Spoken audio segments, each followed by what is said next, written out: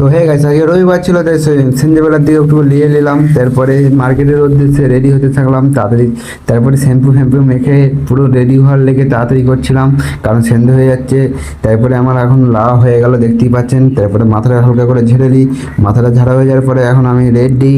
এরপর শুধু জামা প্যান্টগুলো একটু পরে নিই, জামা প্যান্ট এখন পরা হয়ে গেছে। তারপরে একটু মাথাটা হালকা করে ছুড়ে দিই, কারণ মেয়েরা তো দেখতে হবে না, বুঝতেই পারছো। তারপরে মার্কেটের উদ্দেশ্যে আমার মামারা সবাই আসছে, একটু অপেক্ষা করলাম।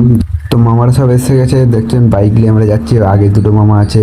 তারপরে মার্কেটে পৌঁছে আমি একটু ভিডিওটা অন করে দিলাম। তারপরে আমার মামা একটু কিছু বলছিল, দিয়ে তারপরে চা দোকানে চলে গেলাম, চা খেলিলাম। তারপরে একটা আমার মামা বলে চলো জুস খাবো, তারপরে খেতে চলে গেলাম। আর আমি তো এক চুপে কেউ হো হো করে খেলিলাম, আর আমার মামা আস্তে আস্তে খাচ্ছিলো।